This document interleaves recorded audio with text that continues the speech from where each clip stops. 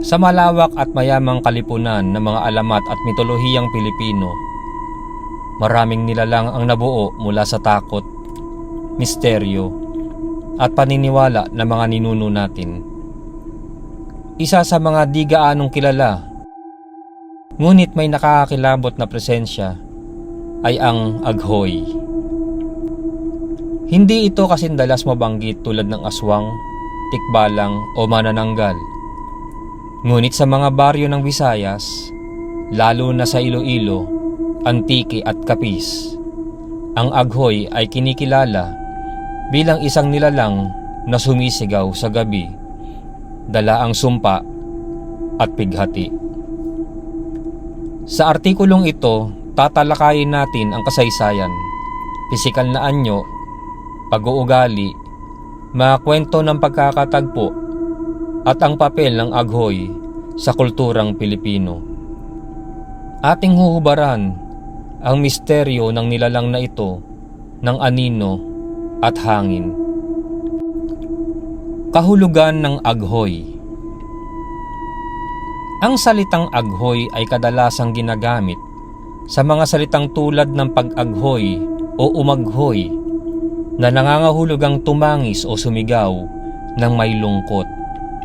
Kaya't hindi nakapagtataka na ang nilalang na ito ay madalas na iuugnay sa hiyaw, iyak o panaghoy sa gabi.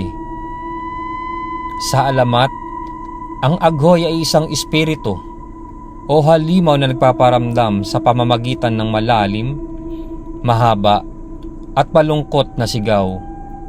Isang tunog na tumatago sa puso at kaluluwa ng sino mang makakarinig. Pisikal na paglalarawan. Ang aghoy ay hindi madaling makita. Ayon sa mga kwento, ito ay isang espiritong nilalang. Ngunit may ilang nagsasabing ito'y may anyo. Narito ang ilan sa mga karaniwang deskripsyon. Mahaba at payat ang katawan, tila bangkay. Puti o maputlang asul ang balat, parang kalansay na may balat. Mahahaba ang buhok, kadalasang tumatakhip sa muka. Walang malinaw na mata, minsan itim lamang na hukay sa muka. Nakasuot ng puting damit o lumang baro, tulad ng isang taong namatay na sa luma pa. Lumulutang sa ere, hindi naglalakad. Sa gabi, minsan nakikita lamang bilang anino, ngunit may kasamang malakas na hiyaw o iyak. May ilan ding bersyon na nagsasabing ang aghoy ay hindi nakikita, kundi naririnig lamang. At iyon ang mas nakakatakot, sapagkat hindi mo alam kung saan siya nagmumula. Hiyaw ng aghoy. Ang pinakakilalang tanda ng aghoy ay ang kanyang nakakabinging hiyaw. Ayon sa paniniwala, ito'y tumatagal ng ilang segundo hanggang 1 minuto. Ito'y hindi basta-bastang sigaw. Ito'y parang panaghoy ng nawalan. Isang taghoy ng nilalang na puno ng lungkot, galit at pagkasuklam. Narito ang mga paniniwala kaugnay sa hiyaw ng aghoy. Kung malakas at malapit ang hiyaw, ibig sabihin malayo siya. Kung mahina at tila malayo, ibig sabihin nasa paligid mo na siya. Ang makarinig ng hiyaw ng aghoy ay magkakaroon ng sakit o mamamatayan ng mahal sa buhay. Kapag sumagot ka sa kanyang sigaw o sumigaw pabalik, ikaw ay kanyang susundan at guguluhin. Marami nagsasabing ang hiyaw ng aghoy ay tila tinatawag ang pangalan ng isang tao. At kapag ikaw ang tinawag, iyon na ang huling gabi ng iyong buhay. Kwento ng bayan. Unang kwento, ang sigaw sa bukid. Noong dekada 60, sa isang barangay sa Antique, isang magsasaka ang nagpatotoo sa presensya ng aghoy.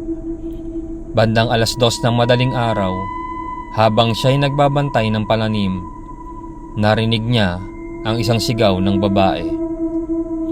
Mahaba, puno ng sakit, at tila humihingi ng tulong. Nais niya sanang lumapit, ngunit pinigilan siya na matanda sa lugar. "Aghoy yan," sabi ng matanda. Kinabukasan, natagpuang patay ang kalabaw niya, tila sinakal at may bakas ng punit sa leeg. Ikalawang kwento, ang bata at ang panaghoy.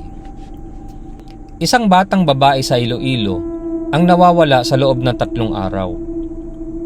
Noong gabing siya'y nawala, may narinig ang kanyang pamilya na isang malungkot na iyak mula sa likod bahay. Noong una, inakala nilang pusang inaatake o umiiyak na tao. Ngunit walang makitang kahit anong hayop o tao sa paligid. Nang matagpuan ang bata sa ilog, ito'y wala ng buhay. At ang mga mata ay bukas na bukas, tila nakakita ng isang bagay na hindi dapat makita. Pinagmulan ng aghoy. Maraming bersyon ang pinagmulan ng aghoy. Una, kaluluwa ng babaeng sinawi sa pag-ibig. Ayon sa alamat, ang aghoy ay isang babaeng iniwan ng kanyang minamahal at pinilit ipakasal sa iba.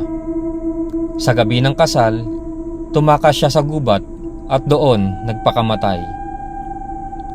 Sa galit at lungkot, hindi raw siya tinanggap sa kabilang buhay at nanatili sa mundo bilang isang ligaw na kaluluwa. Ikalawa, bantay ng gubat o sagradong lupa. May paniniwala rin na ang aghoy ay isang espiritong tagapagbantay at ang kanyang sigaw ay babala sa mga taong sumisira ng kalikasan o gumagala sa sagradong lugar. Kapag hindi ka tumigil sa pagputol ng puno o pagsira ng lupa, ikaw ay kanyang susumpain. Ikatlo,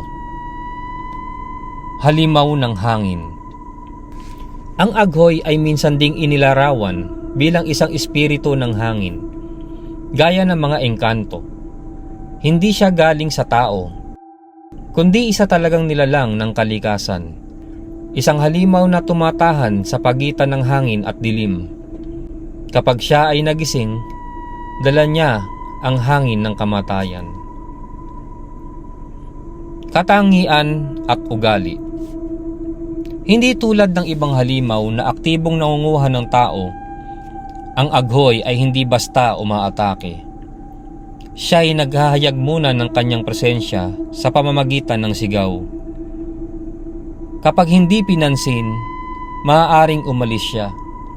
Ngunit kapag minura, sinigawan, o nilait, saka siya sumusugod.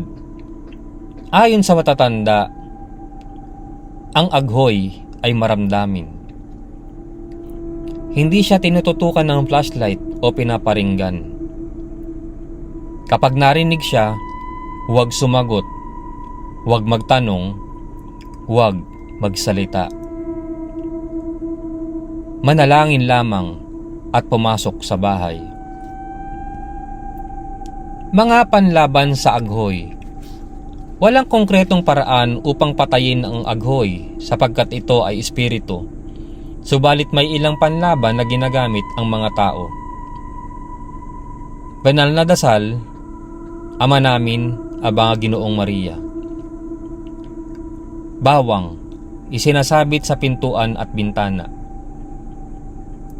Asin, ibinubudbud sa paligid ng bahay. Itim na kandila, sinisindihan upang itaboy ang masasamang espiritu.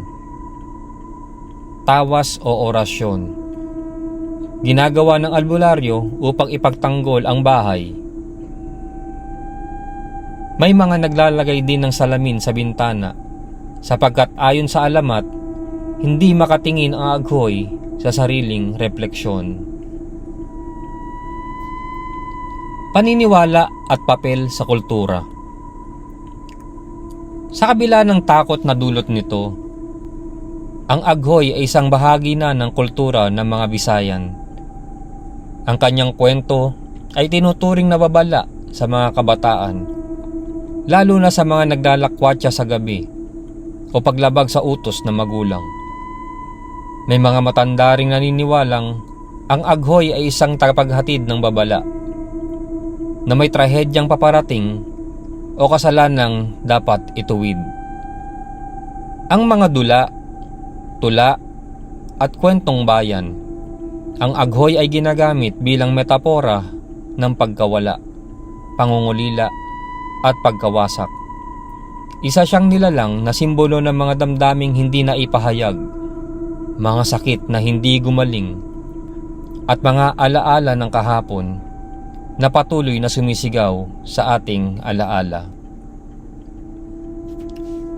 Aghoy sa makabagong panahon. Sa panahon ng internet at social media, muling nabubuhay ang interes ng mga kwento ng aghoy. May mga nagbabahagi ng kwento ng mga hiyaw sa gabi, mga CCTV footage na may misteryosong tunog, at mga dokumentary sa YouTube tulad ng mga di maipaliwanag na tunog sa Visayas. Gayunman, marami rin ang nag-aalinlangan. Ito ba ay totoo o bahagi lamang ng folk horror na yumabong sa ating imahinasyon? Sa kabila nito, hindi maikakaila na ang aghoy ay buhay na alaala ng bayan, sapagkat siya ay sumisigaw hindi lamang sa dilim, kundi pati sa ating kultura at kasaysayan. Konklusyon. Ang aghoy ay hindi lamang nilalang na sumisigaw sa gabi. Siya ay sumisigaw para sa mga nawala, sa mga naiwan, sa mga sugatang damdamin na hindi na natapos. Sa susunod na makarinig ka ng isang malungkot at mahabang hiyaw mula sa kagubatan, mula sa likod bahay, o kahit sa hangin, tanungin mo ang iyong sarili, ito ba'y huni ng ibon o sigaw ng aghoy? Baka meron kayong iba pang nilalang na gustong talakayin sa ating pong channel. Pa-comment lang po sa comment section. Marami pong salamat sa inyong panonood o pakikinig. Magandang gabi. Ito po ang Takot at Hiwaga.